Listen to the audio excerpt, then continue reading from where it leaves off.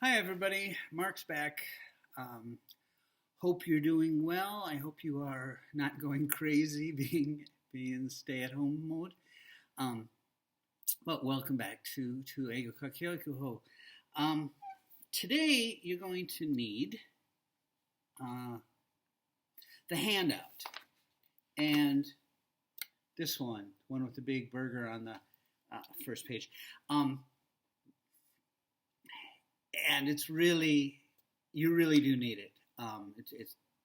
It would be difficult to do this lesson without it. Okay, um, and headphones or headphones or just earbuds, like the kind you use with your phone. But we're going to do listening today, and so you need as good a sound quality as is possible. Pen and pencil, of course, a large piece of paper, like A4 is good, or a whole page of your notebook, and maybe a marker if that's convenient. It's not essential, but it helps. This is how listening works. And I don't know if you could see the graphic there, but a butterfly just flew into her ear. We listen to many different things every day. Now, I wish you could work with a partner, but you can't. But just spend 1 or 2 minutes. What have you listened to today? Write as many things as you can. So think about first thing this morning. Did you did an alarm clock wake you up? Dring. That's a kind of listening. Yeah, and my wife often turns on the television the first thing, and not really listening, but the television, but we can hear it, and then something comes on that we want to know, the news or the weather or something like that. So we focus in, and that's a kind of listening. And a lot of people listen to music, and maybe if you talk to your friend on the phone. Anyway, take about 1 or 2 minutes, turn off the video, pause the video, and write down everything you've listened to today. As many things as you can. Okay, write everything.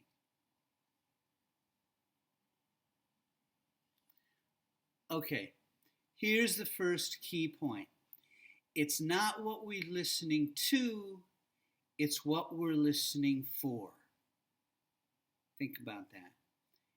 It's not what you're listening to, it's what you're listening for. This has to do with our purpose. Yeah? Now, there are many, and not everything is equal. There are many types of listening. I'm going to give you 4 main ones, all of which are important, all of which we should do in school. Listening for specific information. Yeah? You ask a friend for her phone number, and she tells you, and you're punching it into your phone. Specific information. Gist listening or global listening. This is like listening for the main idea. You're not focused on every single word.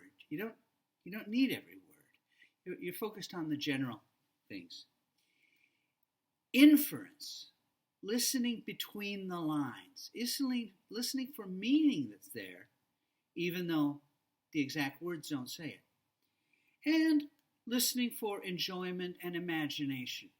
If you like listening to music, if you like watching movies and listening to stories, that's usually that. We'll talk about the specifics. Okay, listening for specific information, gist, inference, and enjoyment, imagination. Also, listening for specific information. It looks like I need to adjust my camera here so that we're getting the top of the screen. Okay. It's not understanding everything and using what you need. It's understanding what you need and catching that. Okay? Think about that. It's not understanding everything and using what you need. It's understanding what you need and catching that. And to make that point, I'm going to do something kind of strange. This is at your top of your handout. You can see 6 airlines listed there. Okay?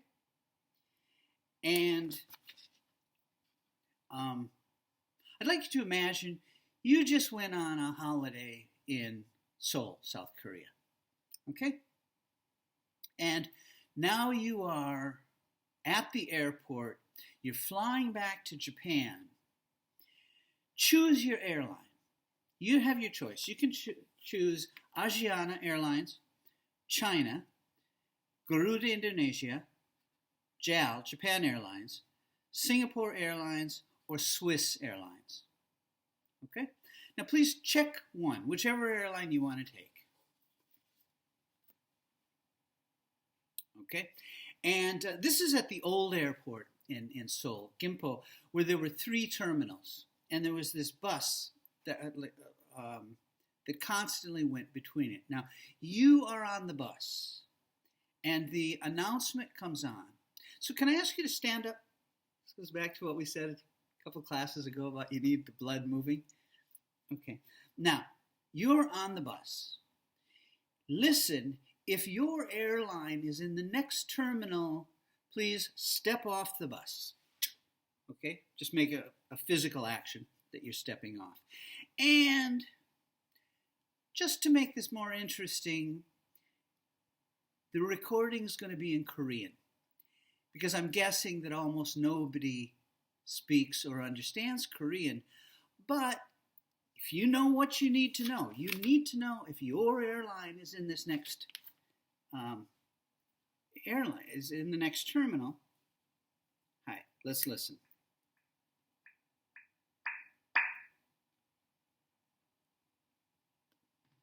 이번 정류장은 국제선 제 청사입니다. 대한항공, 아시아나항공, 말레이시아항공, 인도네시아, 컨티넨탈항공, 라이다항공, 리프트한자항공, 스위스항공, 카탈스항공, 알리타야를 이용하실 승객 여러분은 역에서 하차하시기 바랍니다. 다음은 국내선 청사에서 하차하겠습니다. Okay, did you get off the bus or not? Now, naturally, Gimpo, Korea is an international country. The announcement is in Korean, but it's also in English. So let's check. Were you correct?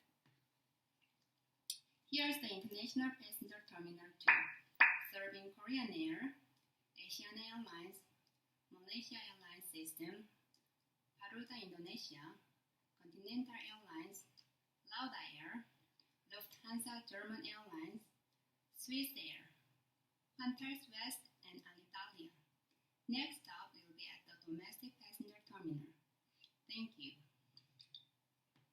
Okay, so if you got off the bus, and if you are flying Asiana, which flies to Sendai, by the way, Garuda Indonesia, or Swiss, you got off at the right terminal. If you didn't, mistake, ride the bus around next time. That's listening for specific information. Now, you heard this wall of sound, most of which you did not understand. But you knew what you needed. So if you were listening, Asiana, Swiss, Garuda Indonesia, you were picking out the information that you need. That's how listening for specific information works. You're picking out specifics. Now, can you go to that paper you wrote and I ask you to write down everything you've listened to so far today? When were you listening for specific information? Please circle those things on your paper. Again, maybe pause the video.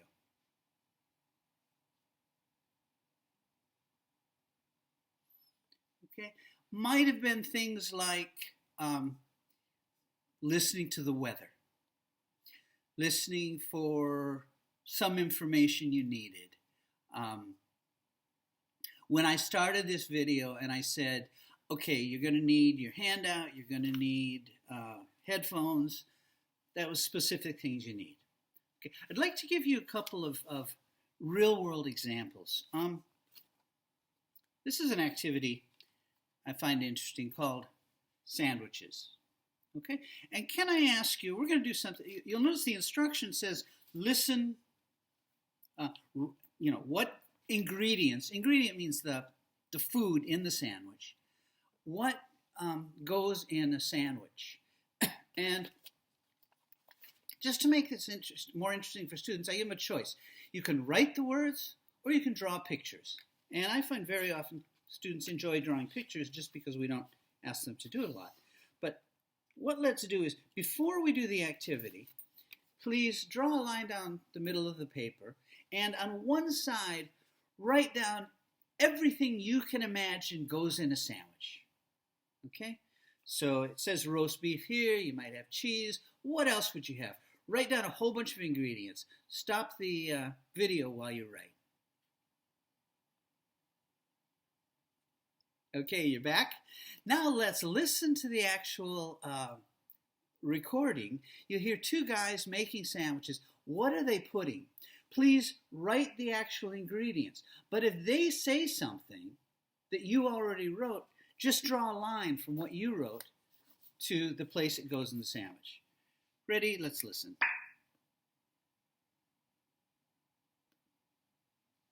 Page 13, listening task 1. Now that's a sandwich.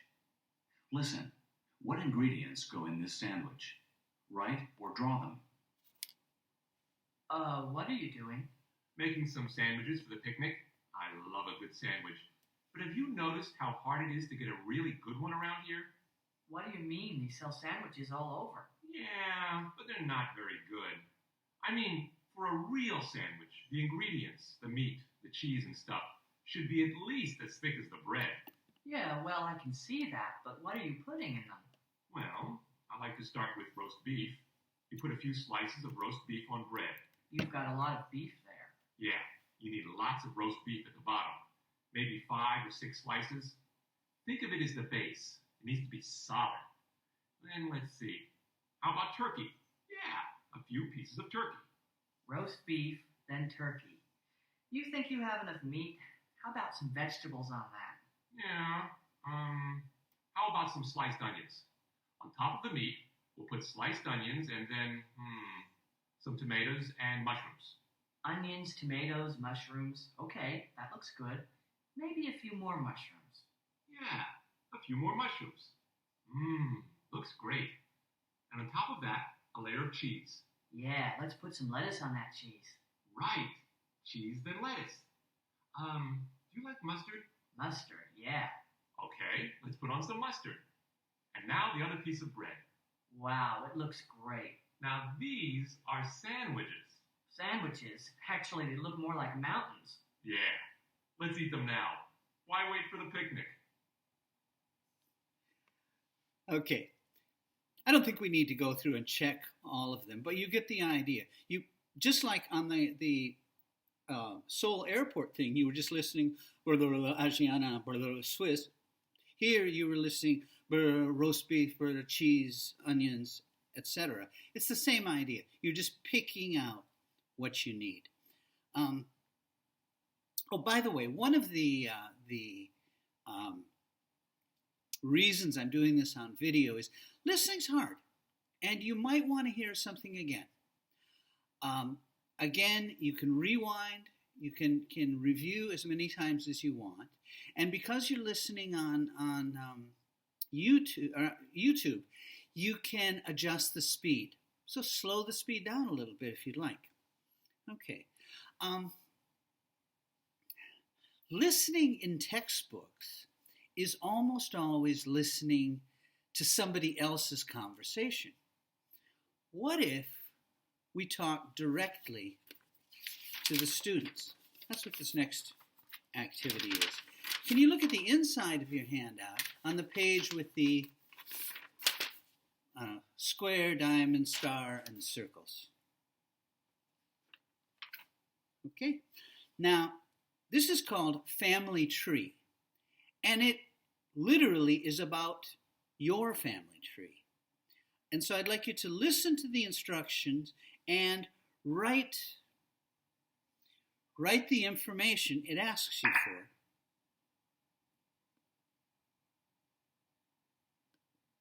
Page 11. Listening task 2. Your family tree. You're going to write about your family. You need to know these shapes: star, square, diamond, circle. Listen. Write your answers. Number 1. Start with yourself. Find the star in the middle of the page. Write your name in the star. In the star, write your name.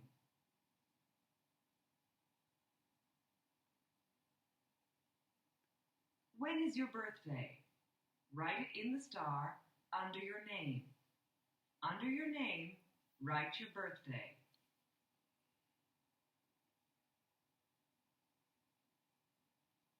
Number 2. Find the square. The square is for your father. Write your father's name in the square. In the square, write your father's name.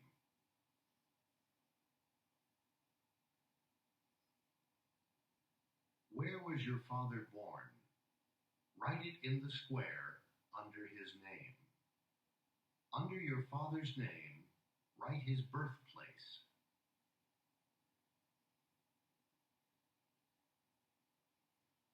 Number 3. Now find the diamond. It's next to the square. Write your mother's name in the diamond. In the diamond, write your mother's name. Okay, you get the idea. It goes on to more information about your mom, information about brothers and sisters. But you get the idea. The recording asks students about themselves. And I think this is important because one aspect of making English interesting is to personalize. Make it about the students' own lives, the students' own ideas. And even if your textbook doesn't have this kind of stuff, any topic can be personalized simply by asking questions about the students. And then, of course, the students could compare answers in pairs. And another activity that we're not going to actually listen to, this is from one of the, I believe, high school texts. Look at the one that says, that has the map of India. Okay? And you'll notice the instructions. This is a close. That may be a new word for you. You know the word close, like close the door. Do you know the word C-L-O-Z-E-E? It means fill in the blanks. Okay? But this is kind of interesting. Notice the instruction. It says, fill in and listen. Yeah? And for some teachers, that seems backwards. You've probably experienced many times when the teacher said, okay, listen, write the missing words. This says, fill in and listen. Now, if you look at the back of your handout, okay, opposite the hamburger page, opposite the sandwich page, it's the same activity, but from a new edition of the book. This time it's about Thailand. And notice the instruction. Listen and fill in. It's too bad. In the new edition, the task got worse. It was not an improvement. Because what's happening now, if you're just listening, listen and fill in, it's word spotting. You don't have to really understand. You just have to pick out specific words. Whereas fill in, listen, actually means read it, understand the meaning, based on the meaning, guess what you think goes there, and then write your answer, listen, and see if you were correct. something else happens. Look at the 2-page spread. This is from Hello There, from Tokyo Shoseki. And on the second page, there are some questions. Take a minute just to read the questions in check number 1.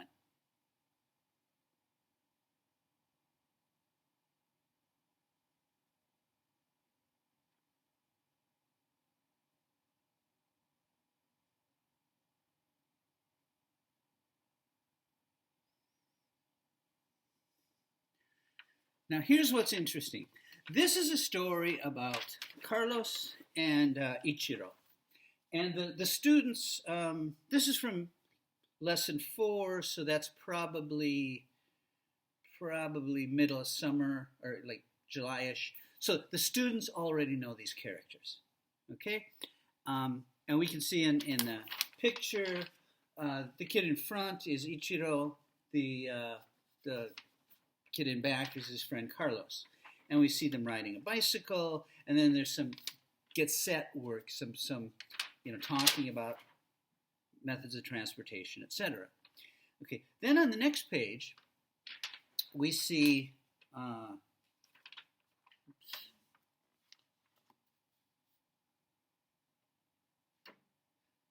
words and phrases. Okay, nothing special, fireworks, Japan seaside, how about cycling to Niigata, etc. Keywords and phrases. And then we see some pictures. And we see them, do you have something? We see pictures of them bicycling. We see pictures of fireworks. We see Carlos is asking a question, and we see a calendar with different days calling off. And we see a picture of them sleeping in, it's supposed to be a tent. It looks like a pyramid, but anyway. Now, here's what's interesting. You have not heard this yet. Look at the questions. How many can you guess? Take a minute, maybe turn off the video. How many can you guess true or false? And actually, you can guess all of them. Carlos asks Ichiro to go cycling with him. We know from the picture that Ichiro is doing the asking. They're planning to see the fireworks in Niigata. That's in a picture. It'll take 2 days. But we see the calendar taking more than 2 days. And also, all of our students know where Tokyo and Niigata are, right? We know it's going to take more than 2 days. They have to go over the mountains to get to Niigata. Well, if you're in Tokyo, I don't know how you're going to get to Niigata without going over the mountains. And they're going to stay in a Minshiku. No, we see in a picture they're going to stay in tents. So very often, questions don't actually test what they're trying to test. Okay? Do it yourself. And this is important because one of the things I want to do is give you ways to improve the textbook. Yeah? You want to teach the class. Don't let your textbook tell you what you have to do. One easy way to add specific information is, well, number one, specific information is the most common task in most textbooks. So you probably don't have to add a lot, but some things you can do. For example, if a listening is kind of difficult, give them an extra task that's easier. For example, listen. Every time you hear a number, raise your hand. Every time you hear a color, raise your hand. Pick out noun groups, like if something's about food, names of food, or actions that people are doing. Okay? Or listen for WH questions. Who is doing it? What are they doing? When? And every time you see an answer, you hear an answer, raise your hand. And that does two things. It gets them physically active, but it also gives a hint to weaker students who might not have caught it. Oh, okay, that's a hint. That's something I should listen to. So that's listening for specific information. Gist or global is listening for the main idea. It's general understanding. I compare it. Global listening is like standing in a waterfall. It washes over you, and you get the general feeling or the general understanding. By the way, I noticed we're 25 minutes into this video.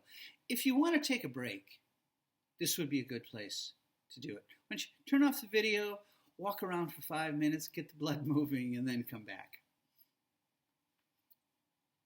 Okay, as I was saying, global listening, or listening for gist, is like standing in a waterfall. You get the general feeling, general understanding. It kind of washes over you, like you're in the shower and you don't notice individual drops of water, but just washes over you. Okay, this one you got to actually do to understand. So make sure you can clearly see your screen and listen. This is a science experiment. Listen, follow the instructions. Page 11, Listening Task 2. Colors and Sight. A scientist is talking on television. He's talking about color vision, the way we see colors. Listen. Try the experiment. Welcome to Science Corner. Today we're going to try an experiment with color. First, we're going to look at the green square. Stare at it for 30 seconds or so. Don't blink. Look right at it.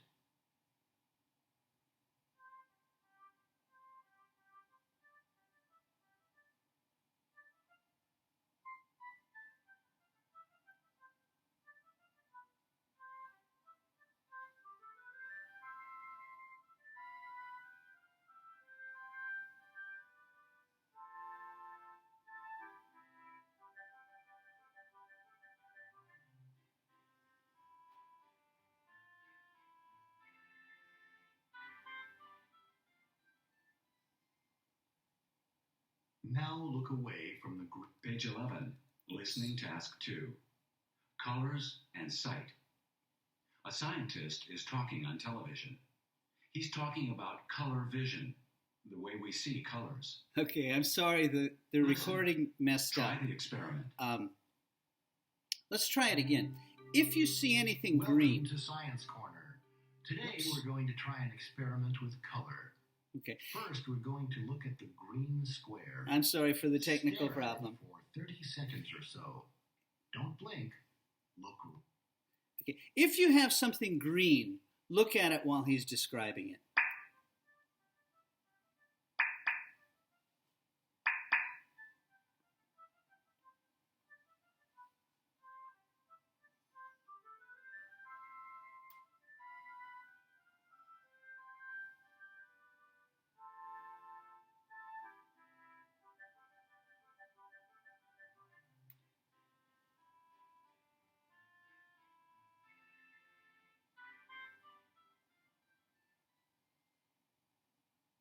Now look away from the green square. Look at the white part of the page. You should see a red or pink square. Not a green one, a red or pink one. It may move a little, but close your eyes quickly, and when you open them, the red or pink square will be back. What you've seen happens all the time. It's an after image. Bright images or pictures make dark after images. Dark ones make light ones. Green makes red, and red makes green. The eye, or the mind, tries to make the opposites come together. Now try it again. Look at the green square for 30 seconds. Then look at the white part of the page. Okay. I won't have us actually do it because, in the classroom, it's a good idea to do it twice because it gives students extra time, extra chances to understand, extra chances to practice. But did you get that? You were not listening in the same way. It was not like you were listening for Asiana, Swiss Airlines. It was not like you were listening for roast beef, cheese, onions. Rather, you were just getting the general idea and doing it. That's listening for gist. How do you practice? How do you add listening for gist? Many books don't have it or don't have very much. But an easy way is, so the first one, the Ichiro and Carlos story about bicycling to Niigata. You could say, listen, what's the most important idea?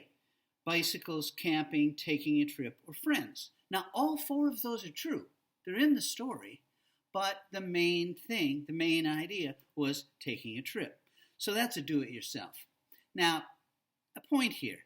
It's useful to notice the difference between listening for specifics and listening for global things, or listening for gist, but it's not black and white. It's not one or the other. Sometimes the overall understanding of the situation, which is gist, will it gives you the context to pick out specific bits, specific information. Okay? And sometimes, okay, I was late, so I'll let you read that. And sometimes the specific bits of information, words or even sounds, give you the clue to help you understand the story. Okay? Now, listening for global information or listening for gist is pretty straightforward. Specific information is very straightforward. Two things I find interesting. Number one, specific information is the most common in textbooks. Global or gist listening is the most common in life. That's what we're doing most of the time. Okay. Inference gets interesting. Inference means understanding meaning that is not said directly. To infer. You know the expression reading between the lines. Well, listening for inference is listening between the lines. Let me give you an example. Let's say you're in the bath. You're in the ofuro, and I was supposed to have a telephone ring there. It didn't happen.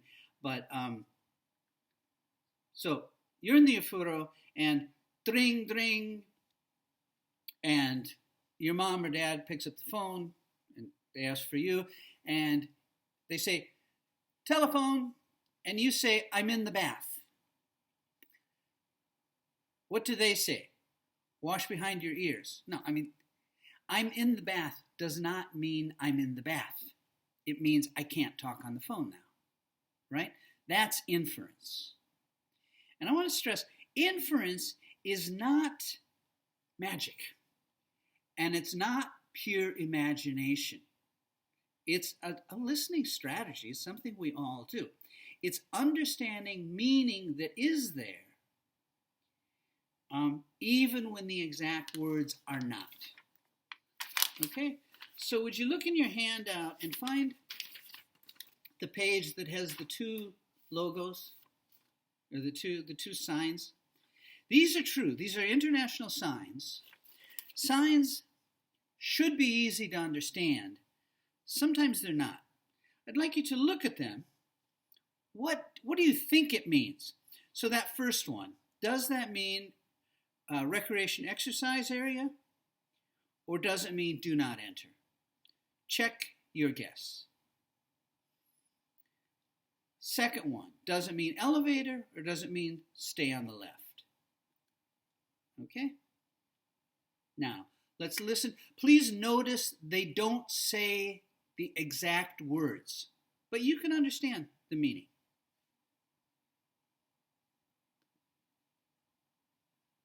Listening task 1. What do they really mean?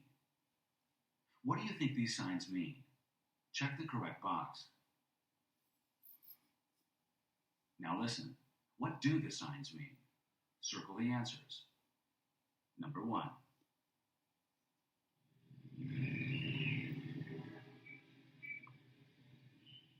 Say, that building looks interesting. Yeah, let's go in and see. Hey, you two! Where do you think you're going? Well, we just wanted to see. You wanted to see? You wanted to see? Well, didn't you see that sign? The sign? Yeah, right there. You can't go in there. Oh, gee, we're sorry. We didn't know. Yeah, well, now you do. Page 19, listening task 1. What do they really mean? Oops. What do you think these signs mean? I'm sorry, I lost the recording again. So this one means you can't go in there. It means do not enter. They never said do not enter. They said, hey, you two, where do you think you're going? You could get it. Part of the is the tone of voice. How about this one? I'll just do the conversation live. Two people are talking. So the office is on, what, 5th floor? Yeah, 5th floor, 507. Okay, where's the, oh, there it is. Yeah, okay, let's go up. So what does it mean? It's, obviously, for the elevator. Okay, both cases were inference. They never said, let's take the elevator. They said, where's the, okay, let's go up. You get my point? I said at the very beginning that it's not what you're listening to, it's what you're listening for. Okay? It's our purpose. A key point is, how do you know? With inference, how do you know? Like I said, they don't say the specific words. I'm going to play a recording. You see this handout, you see all of the pictures of food. What food are they talking about? They never say pizza, fish, sushi, but you can tell what they're talking about. Listen, how do you know?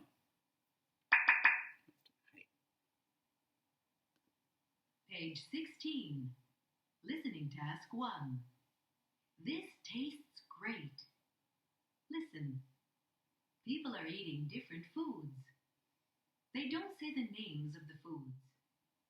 What are they talking about? Number the pictures 1 through 6. There are 2 extra pictures. Number 1.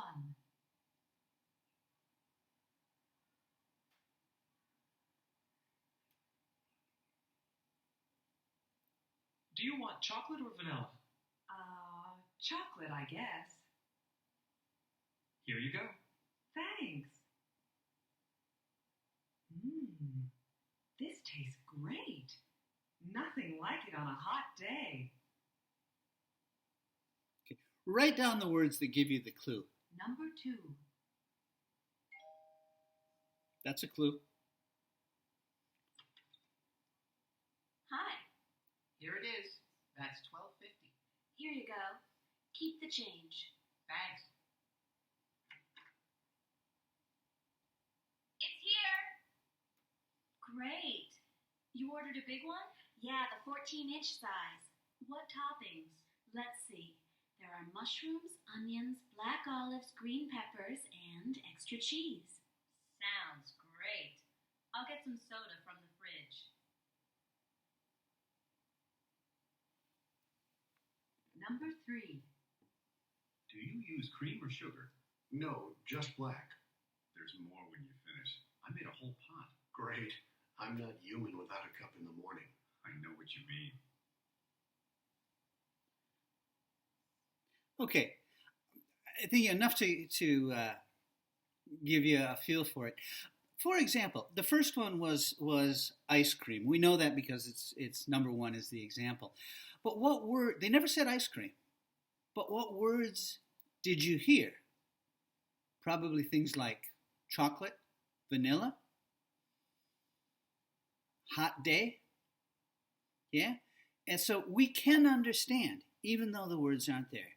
Now, for the other skills, the other kinds of listening, I've given you a do-it-yourself strategy. I can't really do that with inference because it depends. It depends totally on the text. One way to start is look for chances. How do the speakers feel? Yeah, what's their emotion? Also, look for questions that you can do. You can figure out. Has Carlos been to Niigata? Probably not. He doesn't know how long it will take. He doesn't know about going over the mountains. So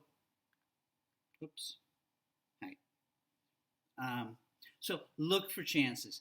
Now, the big things I wanted you to get from this today were the types of listening and the idea that it's not what we're listening to, it's what we're listening for.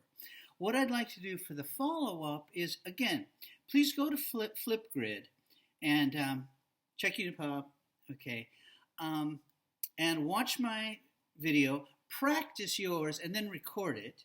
And the task today, 2 or 3 things you want to remember from today. Yeah. Also, a good thing, this isn't the task, but please start noticing in Japanese, in Nihongo, notice when you're listening for specific information. Notice when you're listening for inference. Notice, and we do inference a lot in Japanese, okay, and listening for gist. Notice when you're doing it and respond to at least 5 other students' videos, okay? So thank you, stay healthy, and goodbye for now.